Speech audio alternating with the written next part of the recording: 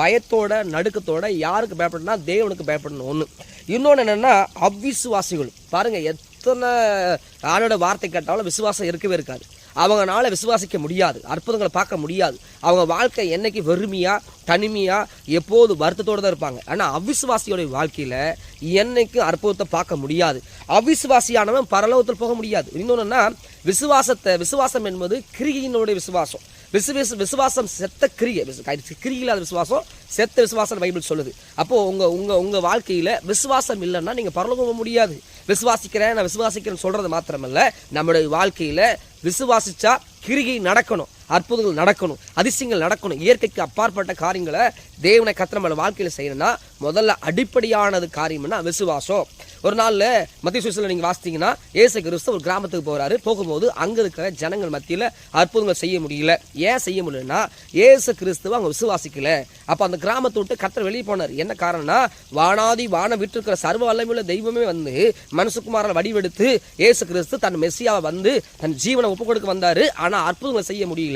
ஏன்னா ஜனங்களுக்குள்ள இருக்கிற அவிசுவாசம்.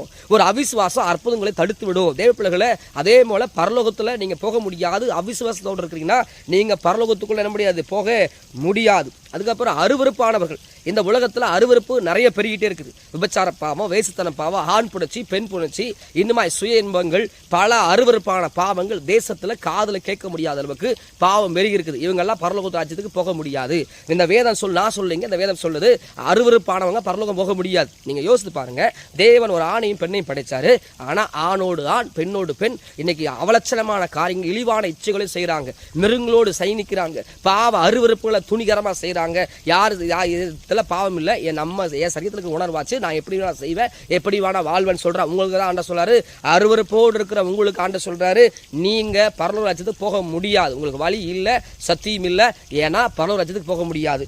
பாவத்தை மறைக்கிறவன் வாழ்வடைய மாட்டான். அப்போ அருவருப்பானவர்கள் பரலோகம் போக முடியாது. அதுக்கப்புறம் கொலைபாரனா கொலைகாரங்க. இன்னைக்கு தேசம் எங்கும் கொலைகள் இருக்கு. எங்கே பார்த்தாலும் கொலை, கள்ளக்காதலில் கொலை பண்ணுறா, மனைவி கொலை செய்கிறான், கணவர் மனைவி கொலை செய்கிறாங்க, குழந்தைகளை கொலை செய்கிறாங்க. போன நம்ம நியூஸ் பார்க்குறோம், 3 குழந்தைகளை ஒரு தாய் கொன்று போட்டா. ஒரு தவறான தொடர்புக்கு, ஒரு அருவருப்பான இச்சைக்கு தன் பிள்ளைகளை கொன்று போட்டா. இது கொலை பாதகம். ஒரு உயிரை கொலை செய்யறதுக்கு எவனுக்கு தகுதி இல்லை, எவனுக்கு அதிகாரம் இல்லை. ஆனால் கொலை பாதகங்கள் தேசம் எங்கும் அதிகமான கொலைகள், எங்கு பார்த்தாலும் கொலைகள். நியூஸ் எடுத்து பார்த்தாவே இறுதியில் ஒரு பயம் வருது. ஏன்னா அதிகமான கொலைகள்.